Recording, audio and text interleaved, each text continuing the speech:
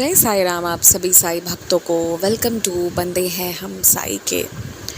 Life में problems हैं तो क्या हुआ, लाइफ बिना प्रॉब्लम्स के किसी की नहीं चल सकती। और जिसकी यकीन मानो बिन प्रॉब्लम वाली लाइफ होती है ना, वो भी उनके लिए एक प्रॉब्लम होता है कि सब कुछ ऐसे स्मूथ कैसे चला जा रहा है। क्योंकि एक टाइम के बाद इंसान सैचुरेट होने लगता है। प्रॉब्लम को आप एज प्रॉब्लम मत देखो, आप एज चैलेंज देखो कि ये एक चैलेंज है और इसका सल्यूशन क्या निकलेगा। I think I have shared several times एक स्टोरी जो मुझे बहुत झकझोर कर रख देती है।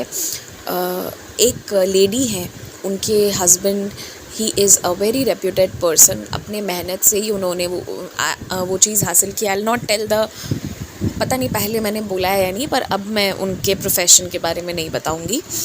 बट वो उन्होंने ना फ्रॉम स्क्रैच उन्होंने शुरू किया था। अर्श से फर्श तक का फर्श से अर्श तक का सफ़र, मैंने उल्टा ही बोल दिया। तो उन्होंने फ्रॉम स्क्रैच चीज़ों को स्टार्ट किया था। एंड उन्होंने जो लाइफ अपनी फैमिली को देना था, उन्होंने जितनी गरीबी में पढ़ी और उनके बच्चे जिस तरह से अब्रॉड शौक से जाते आते रहते हैं ना, इट शोज़ कि उन्होंने कितनी कड़ी मेहनत की है, इन्होंने अपना सिचुएशन कितना बदला। पर उनकी वाइफ़ के साथ अब ऐसा हुआ ना कि उन्हें हर चीज़ मिल गया। उनको जो चाहिए, शी सैचुरेटेड विथ एवरीथिंग। आप किसी भी चीज़ के नाम ले लो, गाड़ी चाहिए तो उनको जिस वक्त मन है वो चेंज कर सकती हैं कुछ भी। फ़ोन चाहिए तो वो लेटेस्ट फ़ोन जो आ रहा है वो। आप साड़ी की बात कर लो तो शायद मुझे और आपको उतनी साड़ी की वैरायटीज़ का नाम भी नहीं पता होगा जितनी उनके पास हैं। ड्रेसेस हैं फ्रॉम अक्रॉस डिफरेंट प्लेसेस, सिर्फ इंडिया ही नहीं, बाहर के भी तरह तरह के फैब्रिक्स। एक इंसान को जितना जीने के लिए चाहिए ना, उस हैसियत से कहीं ज़्यादा। तो ये सारी चीज़ें होने के बाद पता है उनके साथ क्या हुआ? अब उनके लाइफ में कोई एम नहीं रह गया। ना तो वो पढ़ती हैं, ना तो वो कोई काम करती हैं, ना कुछ भी। पैसों की बिल्कुल ज़रूरत नहीं है। So she doesn't work, she prefers कि मैं घर पे आराम करूँ। और लाइफ एकदम अब ना एक स्ट्रेट लाइन में चल रही है, ना लेफ़्ट ना राइट। घूमने जाओ तो वो भी एक स्टैग्नेशन हो गया है। इस तरह की उनकी सिचुएशन हो गई है। वो इतना घूम चुकी हैं। वैसे तो ट्रैवल करके मैं कभी बोर नहीं होती, लेकिन मैं किसी से कंपेयर नहीं कर रही हूँ। सबके अपने अपने नेचर है, उनको वो चीज़ें उतना फैसिनेट नहीं करती हैं। एंड वो लर्निंग प्रोसेस में बिल्कुल नहीं रहना चाहती हैं। सो उनकी स्थिति क्या है, उनको साइकेट्रिस्ट के पास ले जाया जाता है। वो जो कलेश करती है ना घर पे, कि उनके घर पे कोई रहना ही नहीं चाहता है। आप देखो कि सब कुछ मिल गया, फिर एक उदासी आ गई। तो आप ना लाइफ में जो प्रॉब्लम्स आपको आ रही है ना, वो चैलेंजेस हैं। एंड वही हमें ना आगे बढ़ा रही है, हम उसी के कारण जी पा रहे हैं। अगर वो नहीं होगा ना, चैलेंजेस और या फिर आप कह लो एक नया गोल है वो, अगर ये नहीं होगा तो लाइफ ख़राब हो जाएगी, इंसान डिप्रेशन में चला जाएगा। ये बात बिल्कुल सच है। इसलिए हमेशा कहा जाता है कुछ करते रहना चाहिए। तो मैं ये चीज़ आप लोगों को समझाना चाहती थी। आई डोंट नो मैं कितनी बार समझा पाती हूँ या नहीं, पर हाँ, मैं डेफ़िनेटली अब लोगों की स्टोरीज़ को ज़्यादा सुनती हूँ, ताकि मैं उसे थोड़ा सा किरदार को चेंज करके आपके पास जो main gist of the story है वो लेकर आ पाऊँ। आप देखो अपने आसपास कितनी चीज़ें। And by the way, next experience में मैं आपको ना एक्सपीरियंस सुनाने के पहले एक बहुत अच्छी स्टोरी सुनाऊंगी। I want to share a few things जो मैंने पढ़ा है कहीं पर। बट या अब एक्सपीरियंस पर आते हैं, ठीक है ना। एक्सपीरियंस पर आने से पहले मैंने लास्ट वीडियो में कुछ तो ऐसा, किसी वीडियो में लास्ट 1 या 2 वीडियो पहले एक डिवोटी है, उन्होंने मुझे बोला कि आप ये वर्ड यूज़ मत करो, it doesn't look good. So I am really sorry about it. मैं शायद फ्लो में बोल गई होंगी, बिकॉज़ जब हम अपने वर्क प्लेस पर होते हैं या अपने फ्रेंड्स के साथ होते हैं तो थोड़े डिफरेंट वे में बात करते हैं। और पता नहीं, कभी कभी मैं बहुत ज़्यादा किसी चीज़ में खो जाती हूँ तो मैं भूल जाती हूँ कि मैं नैरेट करी थी। That was my bad, it was my mistake. तो I really apologize for that. उन्होंने कमेंट में लिखा था तो मैंने उस कमेंट को रखा हुआ था, and I thought I address it here. मेरे मुंह से शायद निकल गया था अरे यार।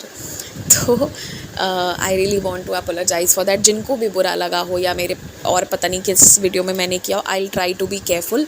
मुझे सुधारने के लिए सच में थैंक यू। इस चीज़ उन आपके जेन्युइन फीडबैक ने मुझे हेल्प किया कि I should be more careful, मुझे थोड़ा ध्यान रखना चाहिए मैं कहाँ क्या बोल रही हूँ।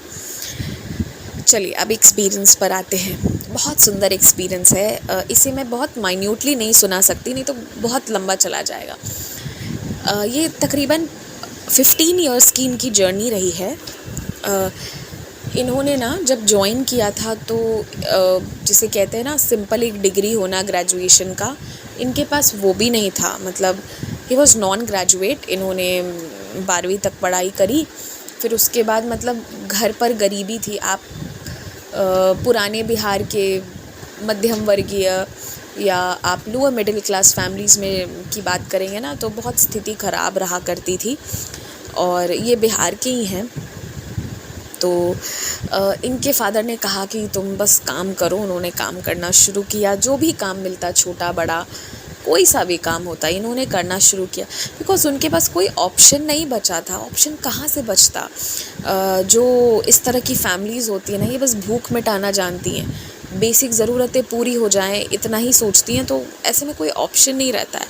इन्होंने छोटे बड़े काम करना शुरू किया, पर एक होती है ना इंसान के मन में एक तमन्ना होती है कि नहीं यार, सॉरी, फिर से मेरे मुंह से यही वर्ड निकल गया, सॉरी। एक इंसान के मन में तमन्ना होती है ना कि नहीं, मुझे ना कॉम्प्रोमाइज़ लाइफ नहीं जीना है, मतलब मुझे थोड़ा अच्छा जीवन व्यतीत करना है, इस तरह का जीवन मुझे नहीं जीना है।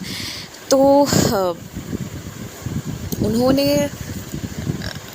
एक ये तमन्ना उनके मन में थी, ये कितने समय तक जाने वाला था, क्या होने वाला था नहीं पता, पर उन्होंने धैर्य रखा। धैर्य रखकर उन्होंने काम किया।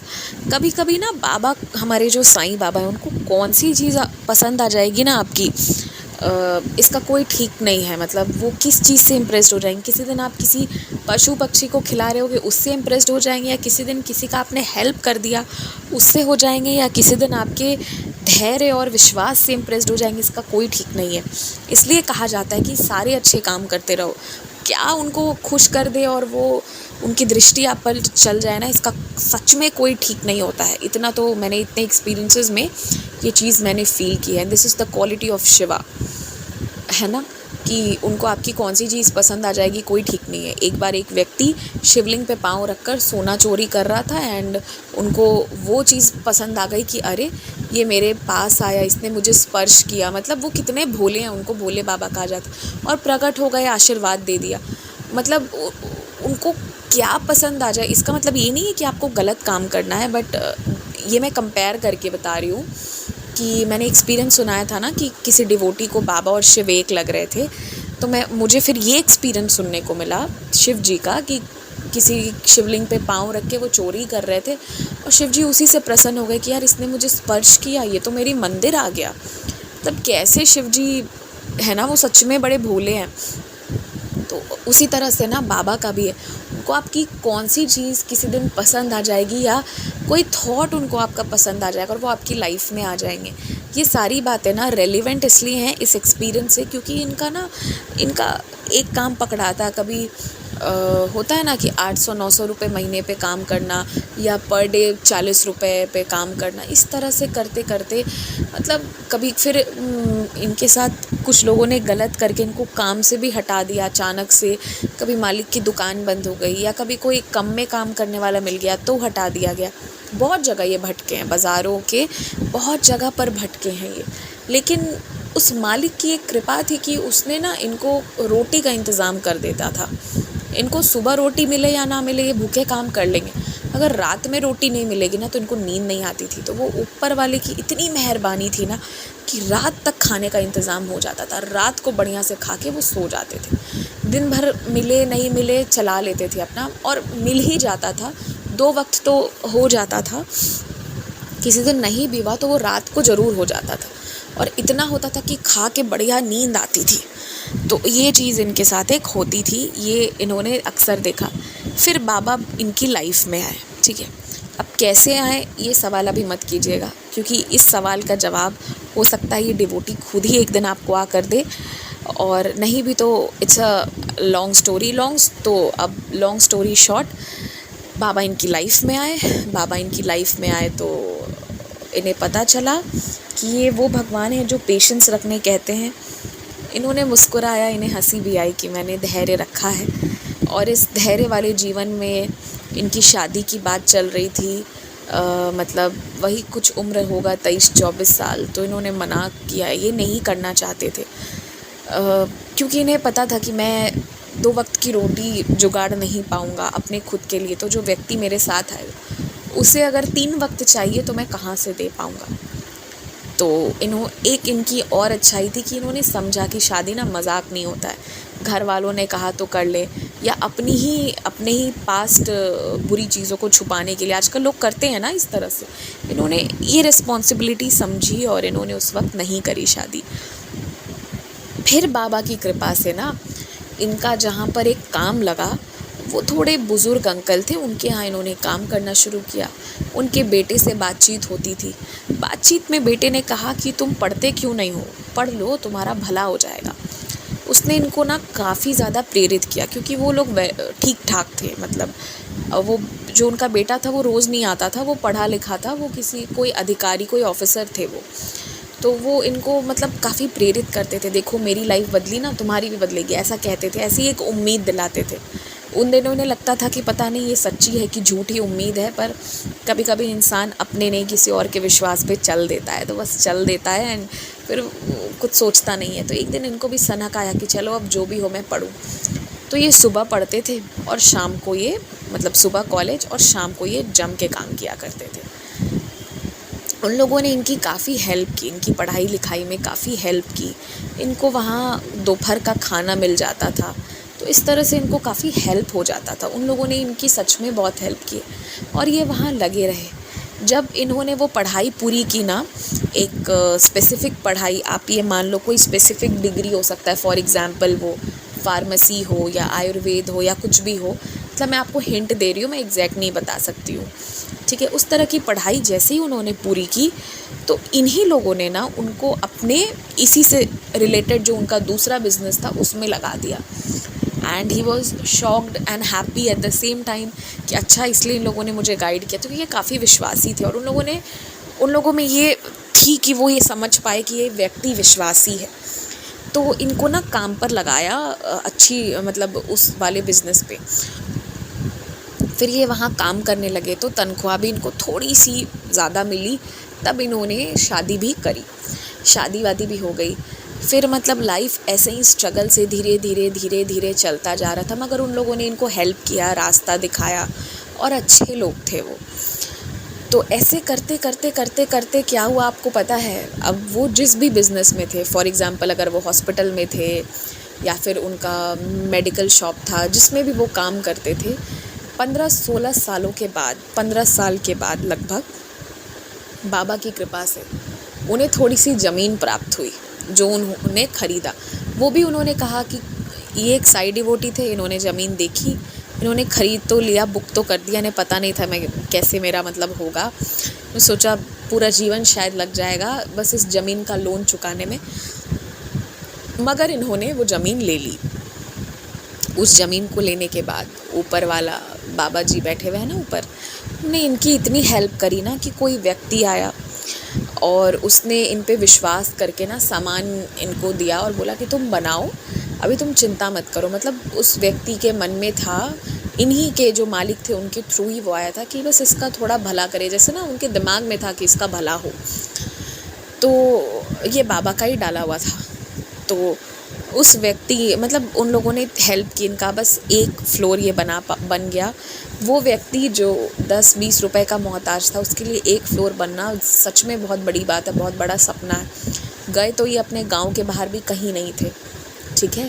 इतनी इन्होंने मतलब गरीबी देखी थी कि ये लोग अपने गांव में, गांव के रिश्तेदार सब बिहार में ही थे, तो वहीं जाते आते थे। दिल्ली मुंबई की तो बस कहानी सुना करते थे, जो भैया गांव से जाते थे और फिर आया करते थे त्योहारों पर। अदरवाइज़ इनके पास कोई वो नहीं था, ये कभी नहीं देखे थे। लेकिन इनका वो बिज़नेस स्टार्ट हुआ, जो ये वहाँ करते थे वही बिज़नेस इनका स्टार्ट हुआ। पैसे का बहुत मतलब ये हुआ कि इनको हेल्प किया गया। अच्छे लोग बाबा भेजे इनके लाइफ में, जिन्होंने, कुछ लोगों ने विश्वास किया, कुछ लोगों ने विश्वासघात भी किया, ऐसी बात नहीं है। लेकिन पता नहीं कैसे ना कैसे करते कराते हो गया और इनका बिज़नेस इतना बढ़िया वो वाला रन हो गया कि अब ये अपने से ज़्यादा क्वालिफाइड लोगों को अपॉइंट करके बुलाते हैं और उनको पे करते हैं, और बाबा की मेहर से 5 तल्ला बिल्डिंग इनका बन गया। तो मैं आपको ये उम्मीद की कहानी इसलिए सुनाना चाहती हूँ ना कि आज के टाइम पे 2 बात है। पहला, लोगों में पेशेंस बिल्कुल नहीं है। पेशेंस जैसे मानो धुंधली सी पड़ गई है, ख़त्म हो गई है। लोगों को चाहिए आज, और मुझे लगता है इसमें टीवी सीरियल का बहुत ज़्यादा योगदान है कि उसमें ये दिखाया जाता है कि वो लड़का बहुत यंग है, 21 साल का है, 22 साल का, and is having this and that business. ये चीज़ें शायद इन्फ्लुएंस करती हैं। एंड दूसरा ना कि आज कल पता नहीं क्या हो गया है, हर व्यक्ति को हर चीज़ अभी ही चाहिए, पेशेंस ख़त्म हो चुकी है। साथ में सहन शक्ति भी ख़त्म हो चुकी है। आजकल लोग एडजस्ट नहीं करना प्रेफर करते हैं, लोग सोचते हैं छोड़ देना प्रेफर करते हैं।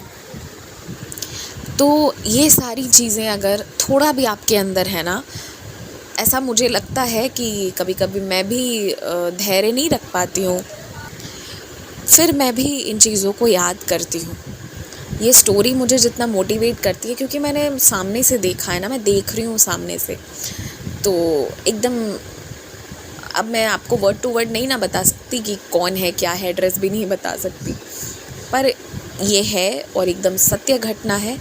तो मैं आप लोगों से ना बस ये रिक्वेस्ट करना चाहती हूँ कि देखो, आप समझो कि ऐसे ना जिनको तुरंत एकदम से सक्सेस मिलता है ना, कि बिना मेहनत बिना किसी चीज़ के एकदम से अचानक से एक क्लिक पे सक्सेस मिला, वो बहुत डरावना होता है। स्मार्ट वर्क और हार्ड वर्क दोनों करना पड़ता है। स्मार्ट वर्क में हार्ड वर्क इंक्लूडेड होता है, आप ये जान लो। उसके बिना वाला अगर आप सक्सेस लेना चाहो तो मिल जाएगा, मिलता है बहुत लोगों को, पर वो टिकता नहीं है, वो रह नहीं पाता है। तो you have to be educated, you have to be मतलब आपको उस चीज़ जो भी आप कर रहे हो आपको उसकी जानकारी रखनी होगी, थोड़ा सा बाबा पे विश्वास रखना होगा, पॉजिटिव रहना होगा। अगर आपको अपने लाइफ को ट्रांसफॉर्म करना है ना, तो हर क्षण पॉजिटिव रहना होगा। ये बात मुझे किसी बाबा के बहुत प्यारे बच्चे ने बहुत अच्छे तरीके से समझाई है। I mean we need to be positive. तो चलिए, बहुत सुंदर अनुभव, मुझे ये बहुत पसंद आया। आई डोंट नो आप लोगों को कैसा लगा, बताइएगा कमेंट सेक्शन में। एंड इसी के साथ जय साई राम।